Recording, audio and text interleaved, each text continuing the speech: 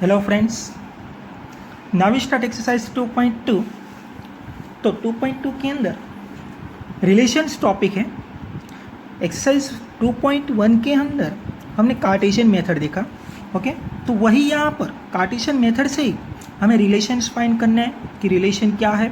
Okay, तो पहले एक काम करते हैं, रिलेशन के बारे में हम थोड़ा डीप में देख लेते हैं। ओके, चलो। तो फर्स्ट वन रिलेशन, यानी कि एग्जाम्पल फॉर मैं ले लेता हूँ कोई सेट ए। ओके, ध्यान से यहाँ पर 1 2 सेट ए हमारे लिए 1 2 and set B is equal to 3 4। Okay, एक काम करते चलो ए क्रॉस बी फाइंड कर लेते हैं। ओके, ए क्रॉस बी यानी कि कार्टेशियन मेथड, ये तो हमें पता ही है कैसे फाइंड करते हैं, यानी कि 1 3 1 4 2 3 2 4। ओके, तो चलो 1 3 1 4 2 3 2 4।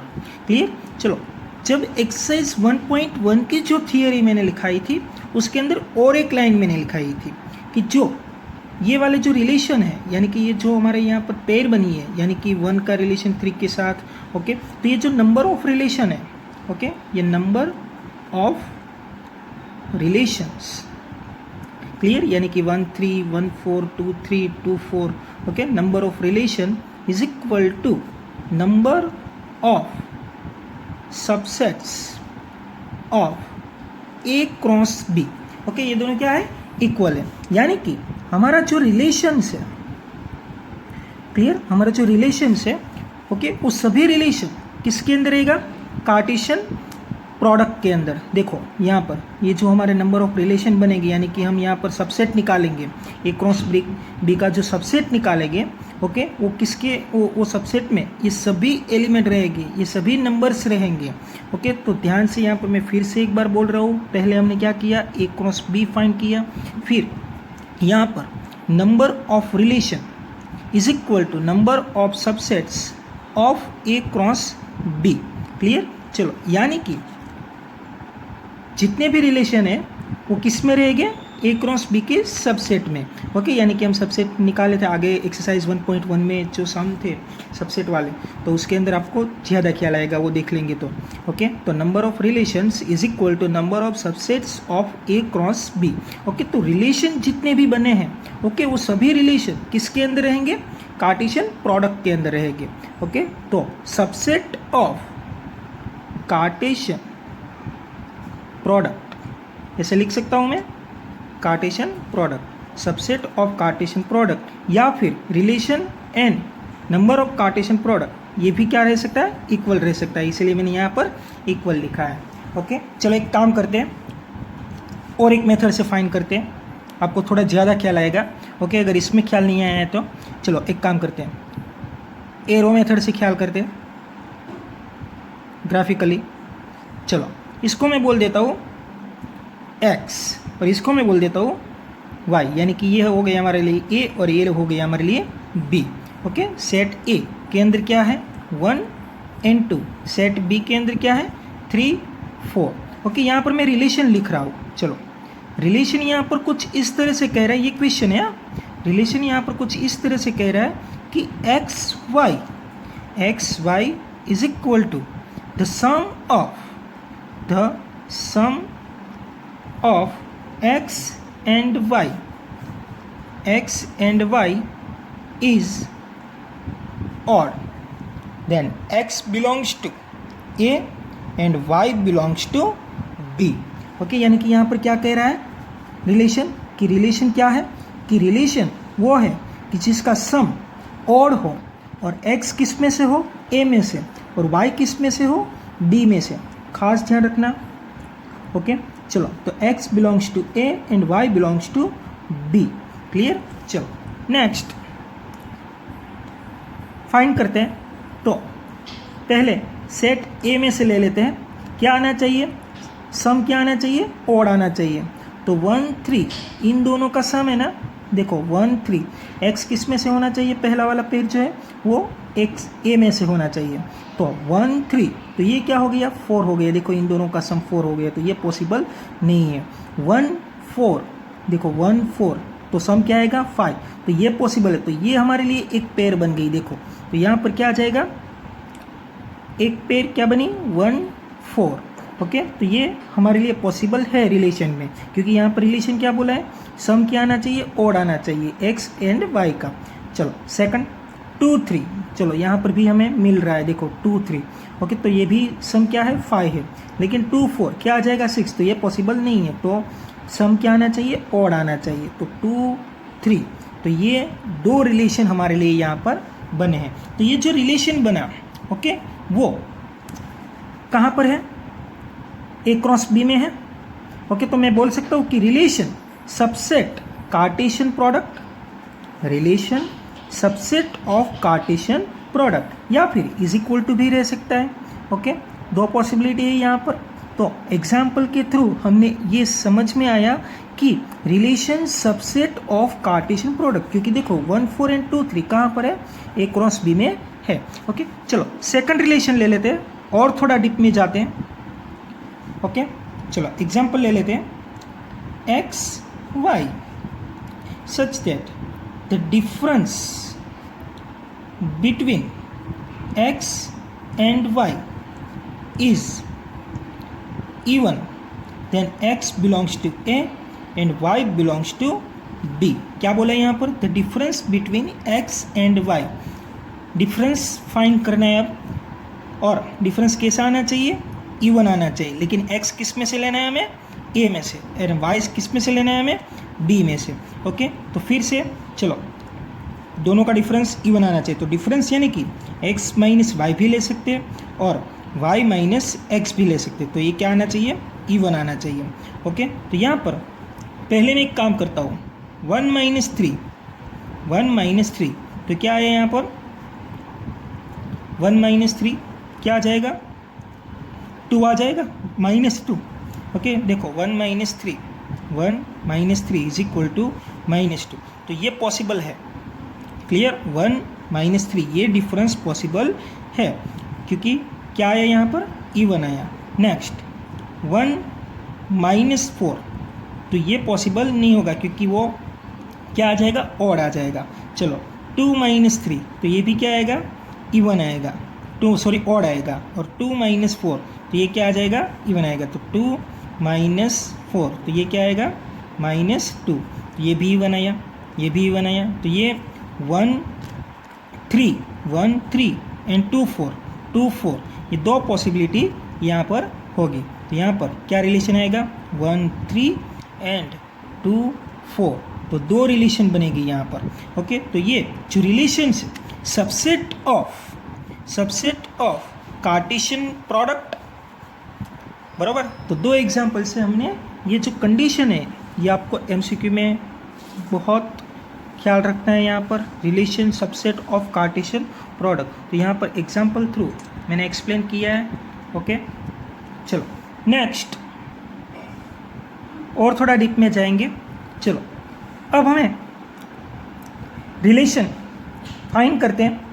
चलो एग्जाम्पल 4 मैं ले लेता हूँ यहाँ पर, P is equal to ABC and Q is equal to Ali, Bano, Binoy, Chandra and Divya. Okay, P and Q set कुछ इस तरह से दिए। चलो R सेट ले लेता हूँ। R यानी कि रिलेशन यहाँ पर कुछ इस तरह से दिया है कि X Y such that X is the first letter of the name Y and X belongs to P and y belongs to Q। क्या बोले यहाँ पर, x is the first letter of the name y, then x belongs to P and y belongs to Q। ऐसे हमें relation find करना है। चलो एक काम करते हैं, एरो डायग्राम ड्रॉ कर लेते हैं। एरो डायग्राम, चलो थोड़ा और ख्याल आएगा यहाँ पर। चलो P यहाँ पर A बी सी दिया है और क्यू यहाँ पर अली, बानू, बिनोई, चंद्रा एंड दिव्या। क्लियर। चलो क्या बोला यहाँ पर रिलेशन कि x is the first letter of the name y, यानी कि यहाँ पर जो a है तो यहाँ पर y के अंदर फर्स्ट लेटर a होना चाहिए। ओके, तो रिलेशन क्या बनेगा, a यानी कि अली के साथ रिलेशन बनेगा। अब a का रिलेशन कोई और के साथ बनेगा नहीं, क्योंकि हमारा फर्स्ट लेटर क्या होना चाहिए y में से, a होना चाहिए, क्योंकि यहाँ पर a ही है। ओके, चलो नेक्स्ट। तो b का रिलेशन भानु के साथ बनेगा, बिनोय के साथ बनेगा। क्लियर। चलो, तो सी का रिलेशन यहाँ पर चंद्रा के साथ बनेगा, लेकिन दिव्या के साथ कोई रिलेशन नहीं बनेगा, क्योंकि यहाँ पर डी नहीं है। अगर डी होता तो मैं यहाँ पर दिव्या के साथ एरो कर देता। ओके, तो यहाँ पर ए और बी बन गए, तो ए सेट ए और सेट बी। नेक्स्ट यहाँ पर रिलेशन क्या होगा, ए अली, बी भानु बिनोई, सी चंद्रा। ओके, ये यानी कि रिलेशन होगा। नेक्स्ट थोड़ा और डीप में जाते हैं कि डोमेन, रेंज एंड कोडोमेन। चलो, डोमेन यानी कि क्या, कि यहाँ पर आपको जो लेफ्ट साइड में दिया है वो हमारे लिए क्या हो जाएगा, डोमेन हो जाएगा। ध्यान से, लेफ्ट साइड में जो दिया है यानी कि जहाँ से एरो जा रहा है वो हमारे लिए क्या होगा, डोमेन होगा, जहाँ से एरो जा रहा है।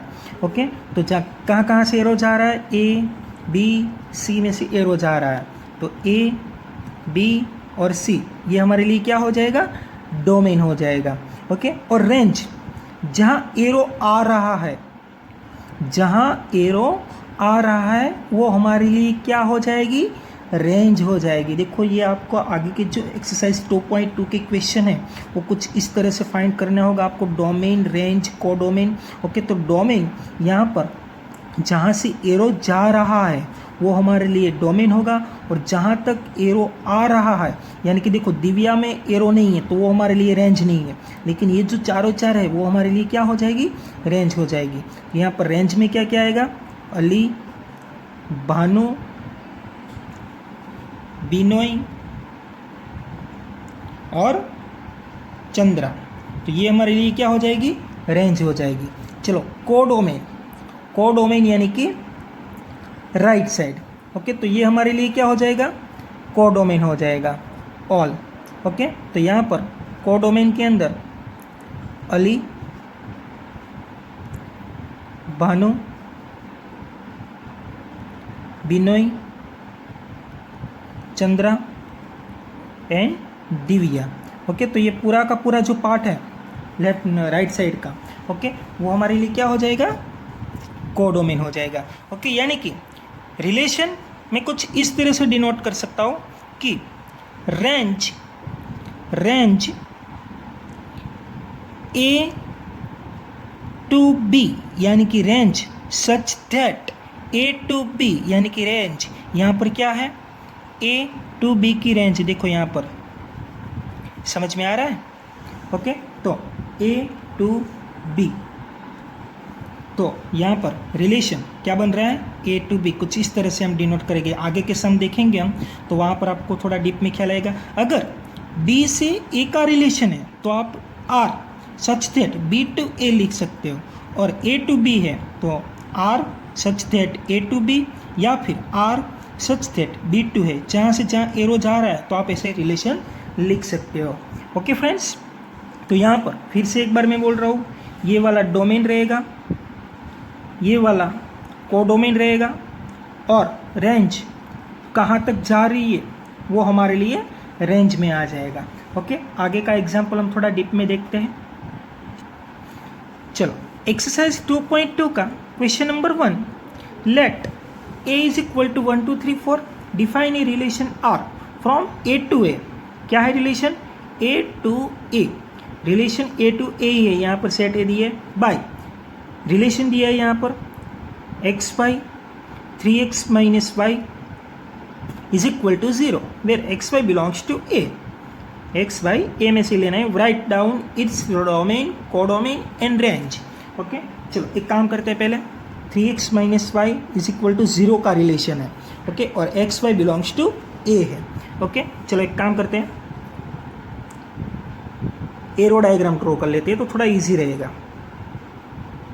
क्लियर. चलो 1 2 3 4 5 6 7 8 9 10 11 12 13 एंड 14. ये हो गया ए टू ए का रिलेशन है. यहाँ पर भी सेट ए लिख देता हूँ. 1 2 3 4 5 6 7 8 9 10 11 12 13 एंड 14. ये भी हमारे लिए क्या हो गया, ए हो गया. ओके चलो यहाँ पर रिलेशन दिया है कि X Y 3x minus Y is equal to 0.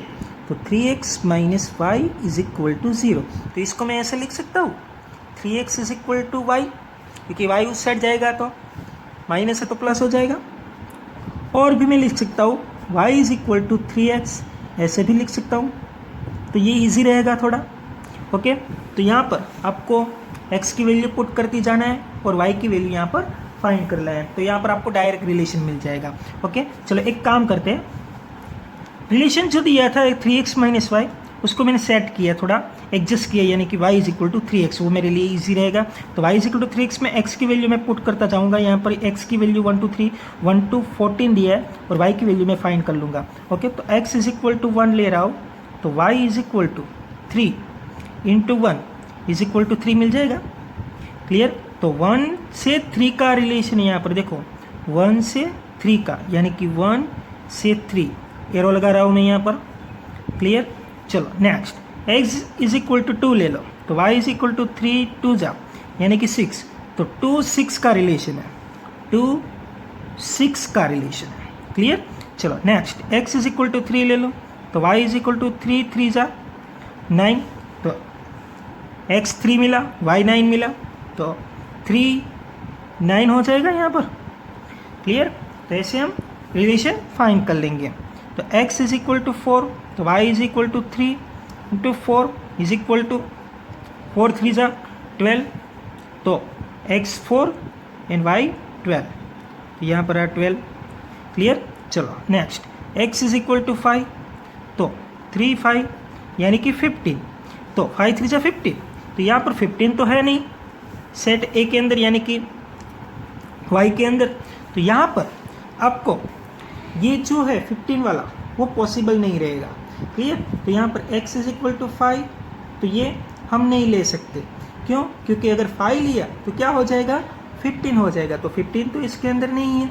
Okay तो हमारा यहाँ पर जो रिलेशन बना है वो 1 3 नेक्स्ट 2 6 नेक्स्ट 3 9 और 4 12 बना है. यानी कि रिलेशन 1 3 2 6 3 9 एंड 4 12. ओके चलो अब हमें ना ये जो रिलेशन बना है यहाँ पर, जो रिलेशन दिया था उसमें से मैंने यहाँ पर फाइंड कर लिया कितनी पेयर बनी, कितने रिलेशन बने. ओके अब मुझे डोमेन, रेंज और कोडोमेन भी फाइंड करना है. ओके तो रेंज, कोडोमेन एंड डोमेन. चलो डोमेन फाइंड कर लेते हैं पहले. तो डोमेन यानी कि ये वाला जो पार्ट है जहाँ से एरो जा रहा है, तो 1 2 3 4. तो 1 2 3 4 यानी कि लास्ट सम में भी मैंने सिखाया था कि जहाँ से एरो जा रहा है वो हमारे लिए क्या होगा, डोमेन होगा. तो सिंपली ये वाला जो फर्स्ट टर्म है x वो हमारे लिए क्या हो जाएगा, डोमेन हो जाएगा. ओके तो 1 2 3 4 देखो ये डोमेन. ओके चलो रेंज. रेंज यानी कि जहाँ तक एरो आ रहा है तो 3 6 9 और 12. ओके सिंपली 3 6 9 12 ये हमारे लिए क्या हो जाएगी, रेंज हो जाएगी. 3 6 9 12 क्योंकि यहाँ से भी आप ब्रैकेट में से यहाँ पर से भी आप फाइंड कर सकते हो डायरेक्टली. ओके अगर एरो डायग्राम नहीं ड्रॉ किया है तो क्लियर। चलो कोडोमेन, कोडोमेन यानी कि राइट वाला पार्ट, तो 1 2 3 4 अप टू 14, क्लियर। तो ये हो गया हमारी range, domain and codomain. Okay friends.